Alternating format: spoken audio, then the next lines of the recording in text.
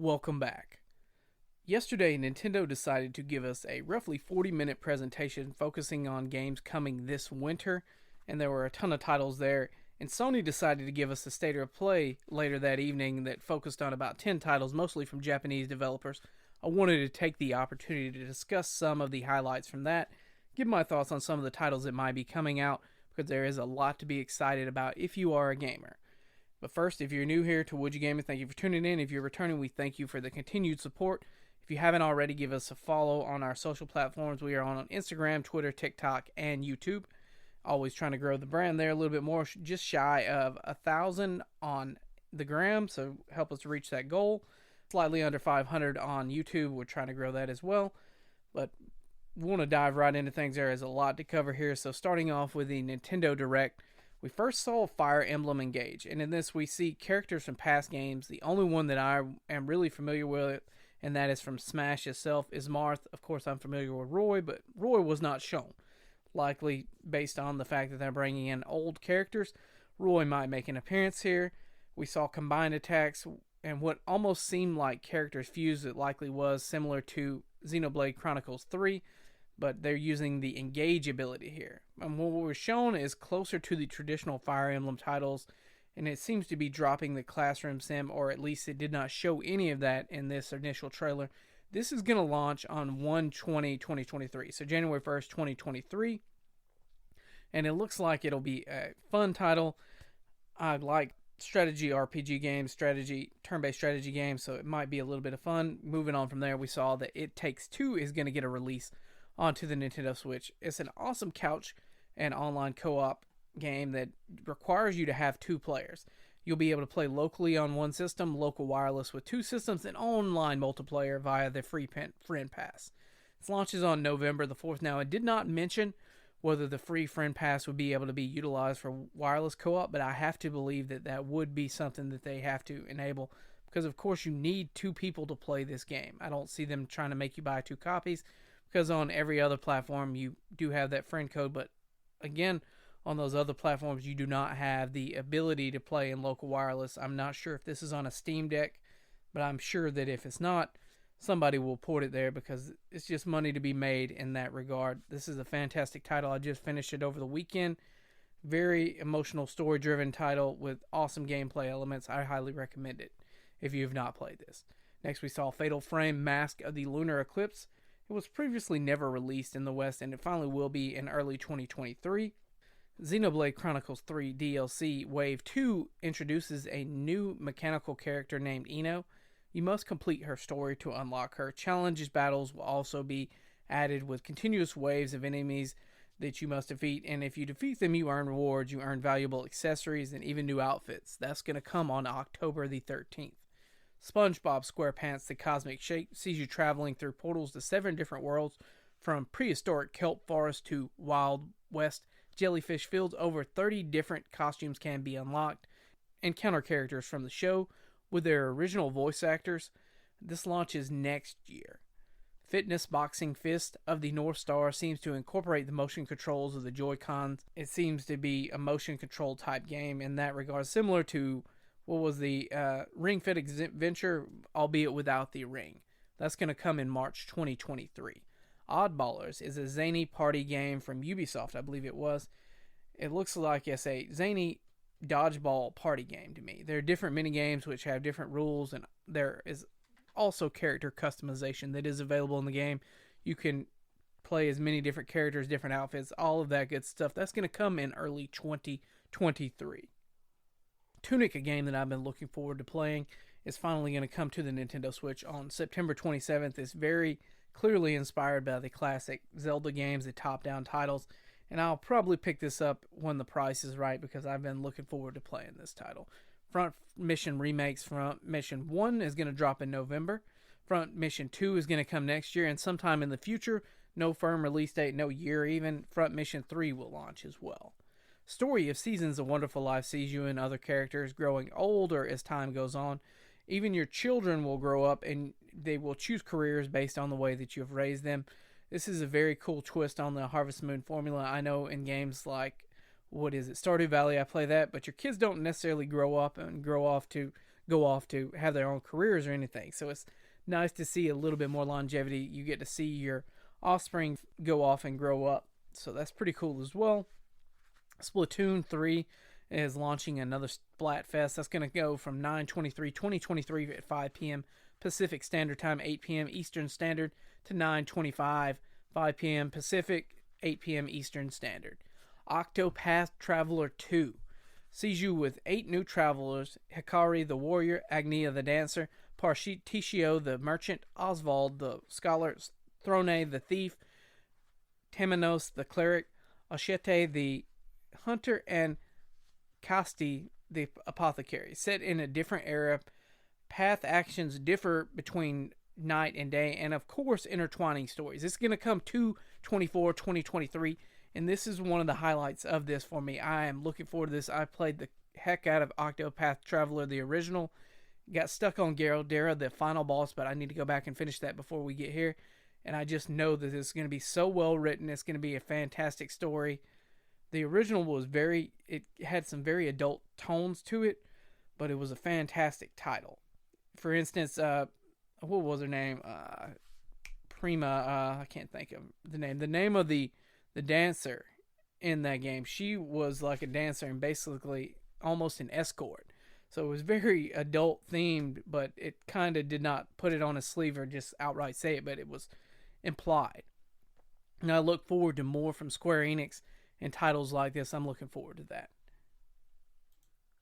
Fae Farm sees you farming and building up your homestead, discovering magic spells that help you grow crops, face off against foes, and explore the realms of Azoria. It builds itself as a fairy tale farmstead and has local and online multiplayer for up to 4 players. You can customize your home as you'd expect from a title like this, and there are different seasons, which again you would see in any farm sim. That's going to come in spring 2023. The Atrium Final Bar line is a rhythm-based game incorporating songs from across the Final Fantasy and other Square Enix IPs, boasting 385 songs total, which are broken up by games. 2 players can complete stages in pair style, and up to 4 players can compete in online play.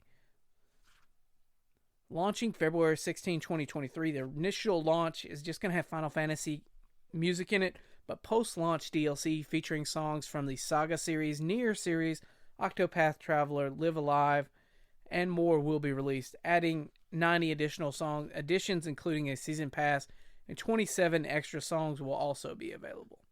Mario plus Rabbids Sparks of Hope highlighted free roaming, exploration, items, and side quests, along with the Sparks, which can be upgraded, and there are up to 30 different types of those, each with different skills and powers which can be upgraded.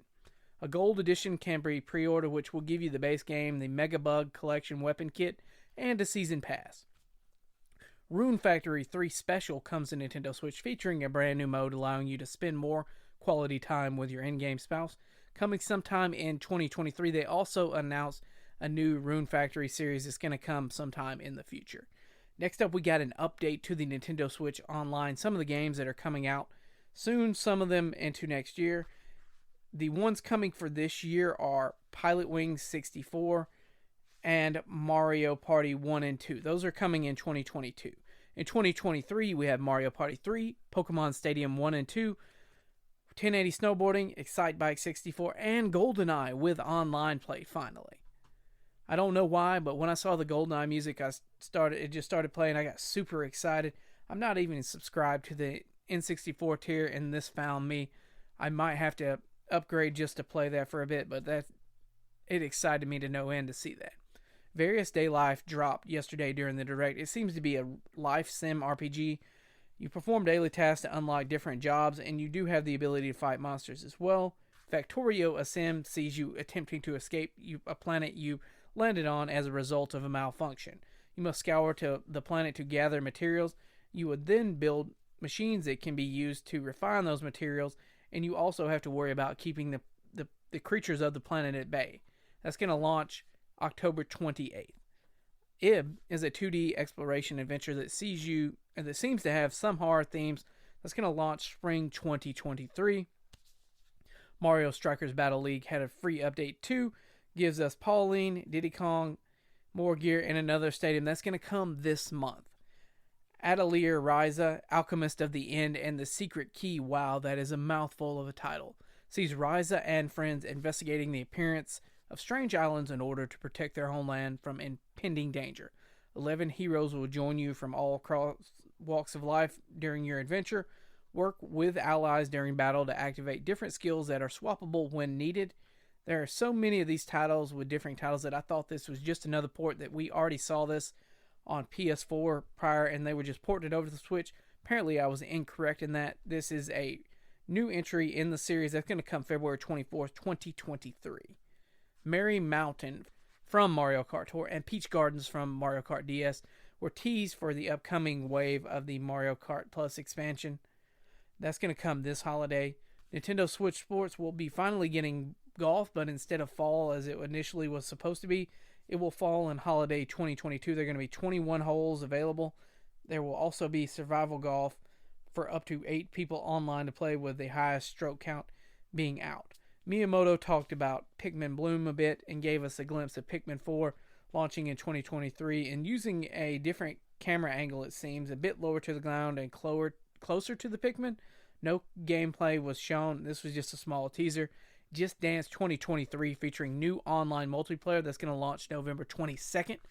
Harvestella launched a demo featuring the opening days of the first season with save data being transferable to the full game. That's going to come out November 4th.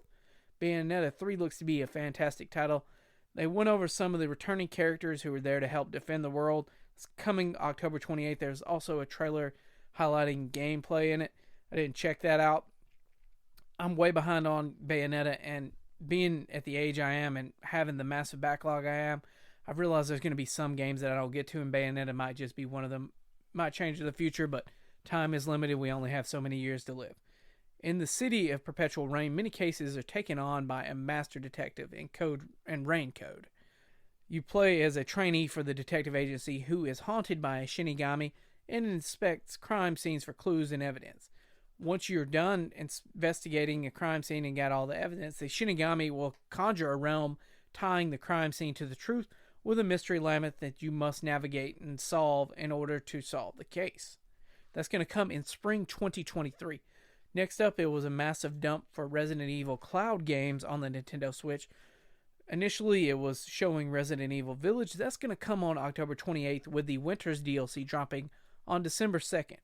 Resident Evil Biohazard, Resident Evil 2, and Resident Evil 3 are all coming this year as cloud versions as well.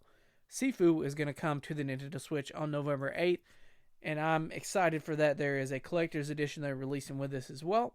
Crisis Core Final Fantasy VII Reunion, a remaster of the older title with enhanced graphic, updated combat, and new soundtrack arrangements, comes December 13th. Radiant Silvergun, the classic shmup, available on Nintendo Switch now. This is a very intense bullet hell type game that sees you dodging between bullets while trying to take out an on-rails stage and bosses. Endless Dungeons sees you trying to escape an abandoned space station, fend off waves of monsters as you make your way through procedurally generated levels, complete quests to unlock areas, characters, weapons, and more. Up to 3 players can play in co-op online. Coming next year.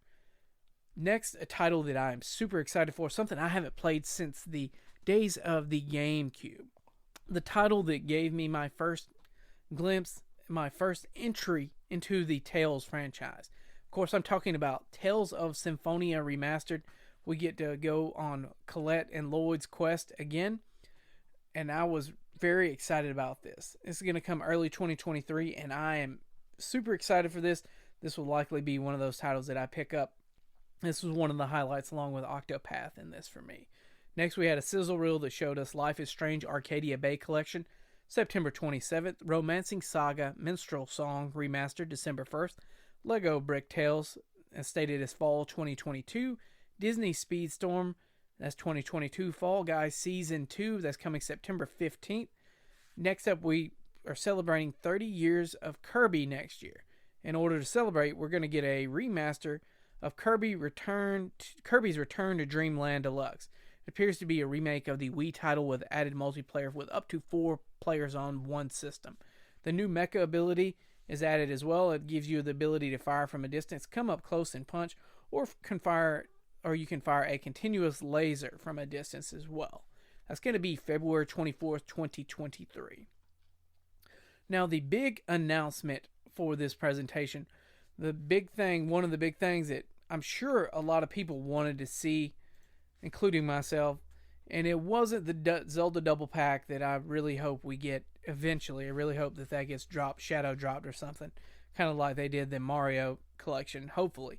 But that is Zelda Breath of the Wild, Tears of the Kingdom. They gave us a title for that and a release date. We saw small snippets of gameplay. We see Link flying on a bird-type object, diving off a large structure, climbing, and holding onto a structure as an ability seems to pull it upward.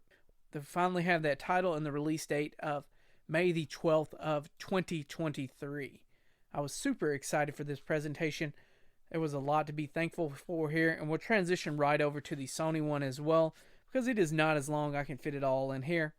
So first and foremost, we got a cinematic / gameplay trailer of Tekken 8 for the PS5. It looks cool. I haven't been into Tekken in years, but for all you fighting game fans out there, I'm sure that this is right up your alley. It looks like it's going to be a good time. Next up, we have some PSVR 2 focused titles. Star Wars Tales from the Galaxy's Edge Enhanced Edition. It's going to come 2023. It seems you having some combat, exploration, and what might have been environmental puzzles as well. This was previously released on the Oculus, I believe. Mio is another PSVR 2 title that seems to be a dungeon crawler, likely mimicking Dungeons and Dragons with a dungeon that you can see. Her characters are represented by figures. You roll dice to determine effectiveness, and there appear to be cards you can play as well. There's no release date for this, but it seems interesting enough. Launching for the first time outside Japan, Like a Dragon, Ishin looks to be a fast-paced action game where you play as a samurai during the 1860s. There are firearm and blade combat. This is going to come for PS4 and PS5 in 2023. This is a spin-off of the Yakuza titles. Kazuma Kiryu and many others from the series are actually going to be in this, taking over the parts of these characters. So you just know it's going to be over the top. Hogwarts Legacy showed a release date of February 10th, 2023. I'm not sure if this was previously announced, but there's also an exclusive quest only for PlayStation consoles. The Haunted Hogsmeade shop includes an additional dungeon, shopkeepers, cosmetic sets, and an in-game shop, the Hogsmeade shop. Pacific Drive, a game shrouded in mystery that sees you driving around, dodging anomalies in an environment, comes in 2023. It's PS5 only. After checking the press site, it is a run-based first-person driving survival game. The car is your only companion as you navigate a surreal, anomaly-filled reimagining of the Pacific Northwest. It bills itself as a road-like. Each run brings new challenges as you restore and upgrade your car from an abandoned garage that serves as your home base. You must navigate your way to the heart of the Olympic exclusion zone and unravel a long-forgotten mystery. PlayStation Stars was briefly highlighted. It is all about digital collectibles. Of course it is. It begins to roll out in September in some regions in Asia and in the Americas and Europe in the weeks that follow. Sin Duality appears to be a mecha piloting game that launches in 2023. It appears as if you're battling monsters and harvesting crystals. It looks pretty cool. Humanity seems to be in a deep sleep in a futuristic apocalyptic setting in what was formerly Project Eve, now known as Stellar Blade. PS5 only 2023. Looks pretty cool. Rise of the Ronin, a PS5 exclusive, comes in 2025. From the brief amount of gameplay we saw, there was sword and gunplay coming from Team Ninja. You just know this is going to be very fast-paced. There's a God of War themed DualSense that is dropping on 11/9/2022. This is a limited edition. I kind of wish they would have done a PS5 version instead. Maybe give us a console. It's kind of like the God of War PS4 that they came out with. That thing was pretty freaking sweet. They need to do something like that. We don't have any theme systems at this time. There really need to be some produced. There needs to be a change to that. There was more gameplay revealed for God of War, what appeared to be Valkyries and many different other standard and larger monsters. Blades of Chaos make a return. If you're picking up God of War Ragnarok, I feel like you already know if you're going to at this time. These were two very different presentations. One, if you look at Nintendo, seemed to give us a wealth of information, many title launches coming, a lot of information, and a lot of that is just in the next 6 months or so. Whereas if we look at Sony's, there's a lot in 2023, even some in 2024, and there's not a whole lot to be excited about there. The big title at the end that we got to see was God of War, and as I stated, I feel like if you're picking up God of War on day one or even within the first month, you already know if you are. There's no question in your mind. If you played the first one like I did, I know it was a great time. Due to my size of my backlog and Pokemon coming out at the end of the month, I don't know that I'm going to pick it up day one, but I'm going to pick it up soon thereafter. If not, I'll borrow it from my buddy Philip and play that thing myself. But I feel like you already know that. Sony gave us some cool new stuff in the Yakuza spinoff and the Ronin. But other than that, there wasn't a whole lot there. Tekken, if you're a fighting game fan, but you have to be a fighting game fan for that. Both presentations were good. I just feel like at the end of the day, Nintendo's was a bit better. Granted, you needed to be a JRPG fan a lot because there was a lot of JRPGs in there. Unless you were just excited for those Nintendo Switch Online titles that are coming for the N64 service. But anyway, I just wanted to get this out here for you guys so you check it out. Let me know what you think. Is there anything you were super excited about? Do I have it wrong? In your opinion, did Sony do a better job and create more hype than Nintendo? I don't see that happening, but hey, we all have our differing opinions. That's what makes the world go round, those different opinions. Thank you for tuning in, and you guys enjoy.